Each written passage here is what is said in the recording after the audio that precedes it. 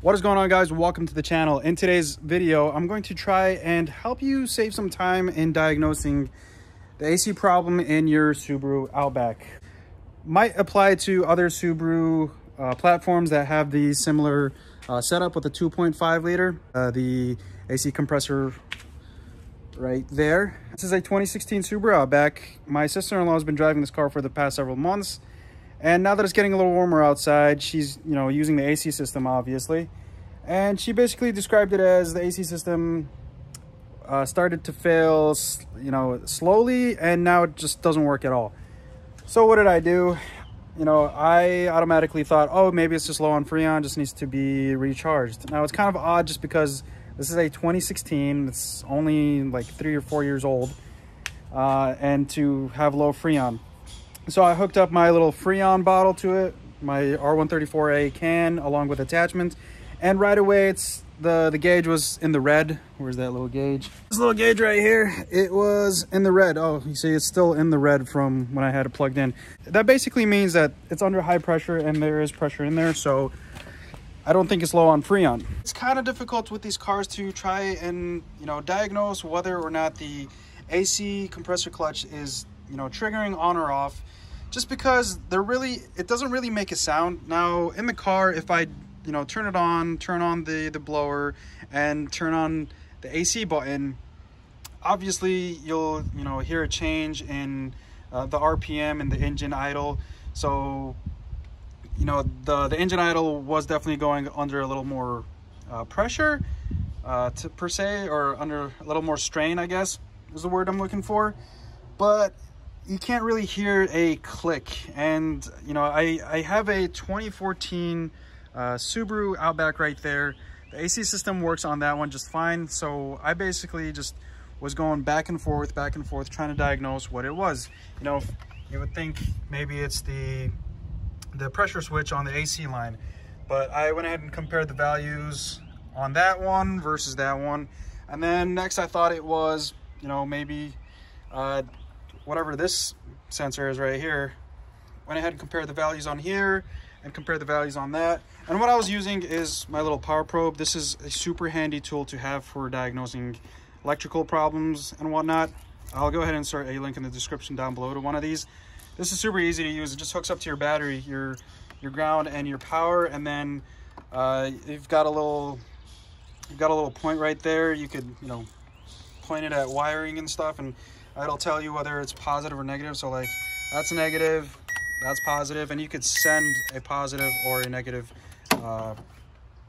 current, or yeah. After I verified the values using the power probe on the different various sensors hooked up to the AC system, I went ahead and took off the drive belt from the AC compressor pulley. To do that, there's a plastic cover right here. To remove this, there's a 10mm bolt. That's the 10 mil. Oh, it's right here. That's the 10 mil right there.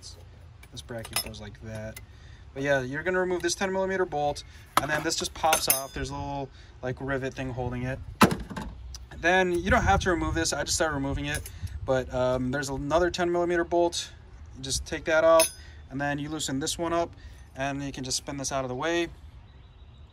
All right, and then to take the drive belt off the pulley, you're gonna go ahead and grab yourself a 3/8, or you can grab yourself any drive, but you need a 15mm socket.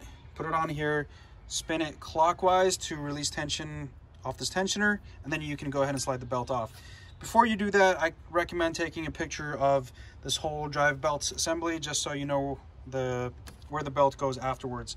So after I got the belt off, went ahead and realized off the bat that the pulley's got a lot of play in it. I don't think that the pulley should have that much play in it.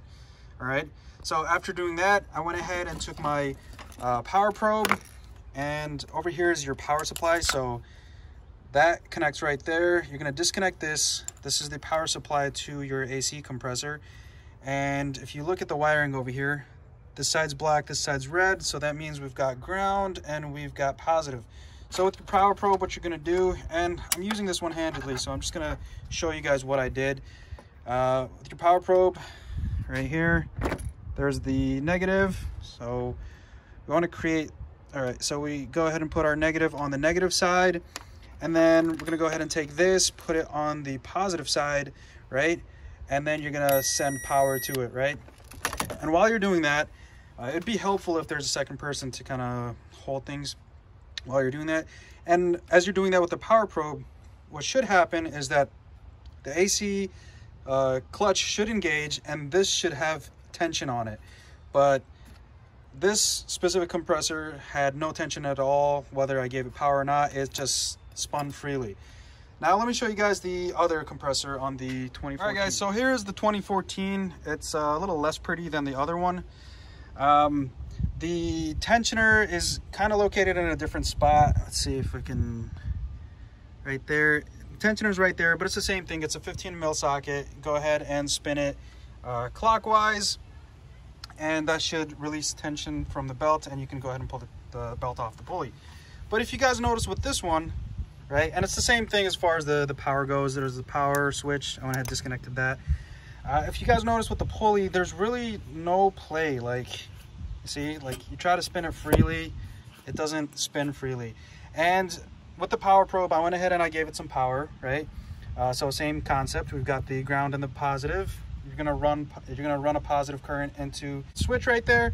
And what happened right away was there was tension on this, and it was a little more difficult to spin it by hand. So that means that this compressor is good and the other compressor is no good. So that pretty much wraps up the video. I just wanted to show you guys the difference between a bad compressor and a good compressor. Hopefully this video kind of helps you save some time in diagnosing your car. I kind of had a hard time trying to find information on these newer Subarus.